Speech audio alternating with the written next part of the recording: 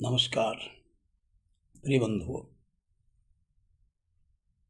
प्रिय दर्शकों।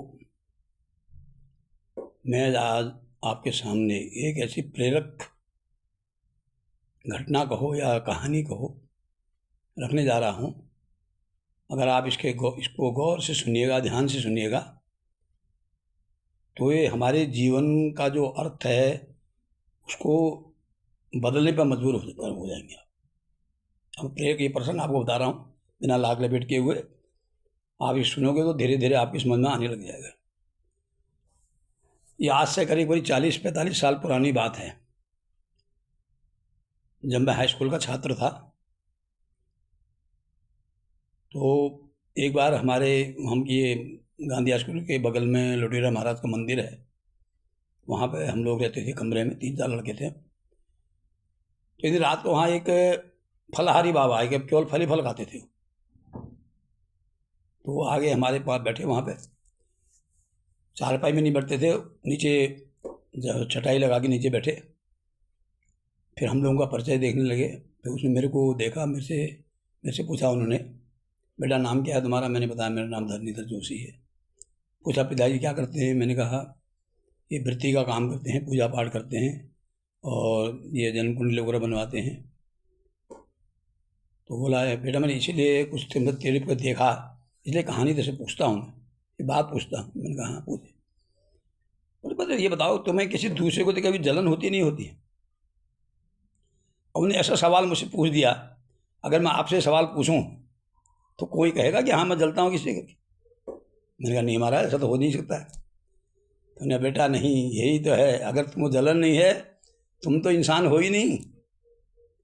जो मनुष्य जीवन में आया है उसको जलन होना स्वाभाविक है। लेकिन तब उन्हें बताया कि बेटा जलन ये 2 प्रकार की होती है। उन्हें मुझे समझाया, देख मान ले कि मैं और तू जो है भाई हैं, हमारे अगल बगल में खेत हैं।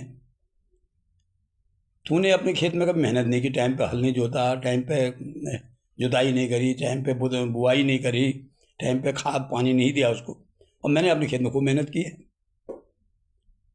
मैं टाइम पे पानी भी दिया, जुताई भी करी, बीज भी दिया, सब कुछ किया। तो क्या है, अब मैंने मेहनत करेगी तो मेरे खेत में फसल खूब लहलाएगी। तो बोलता अब तेरे मन में जलन होना बहुत स्वाभाविक है कि इसके खेत में क्यों लहला रहे हैं, मेरे क्यों नहीं लहला रहे। तो बोलता अब यहाँ पर मैं तेरे को बताता हूँ कि जलन का फर्क क्या होता है। बोला बेटा एक जलन तो ये होती है कि इसके खेत में तो बढ़िया गेहूँ क्यों हो रहा है, वहाँ रात को जानवर छोड़ दे या खेत में आग लगा दे,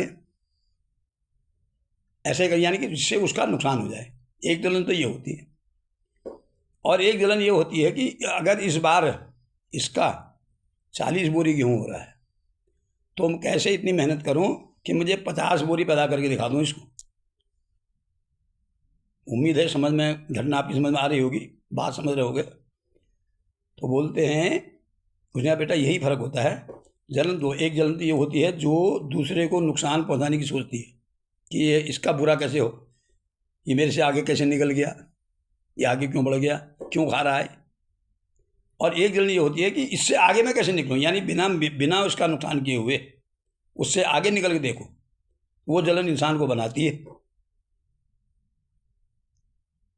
लेकिन आप कहते हो कि मेरे को जलन नहीं, तो जलन आदमी जलेगा नहीं तो फिर आदमी इंसान ही नहीं कहते हैं। उम्मीद है इस घटना से आपको भी सबक मिला होगा और जीवन में बदलाव अवश्य आएगा। ये महात्मा के वचन हैं। तो अगर आपको ये घटना, ये कहानी कुछ सार्थक लगे तो इसको लाइक करिएगा, शेयर करिएगा, अधिक से अधिक लोगों तक पहुंचाइएगा और जीवन में आगे मंथन कीजिएगा। धन्यवाद, नमस्कार।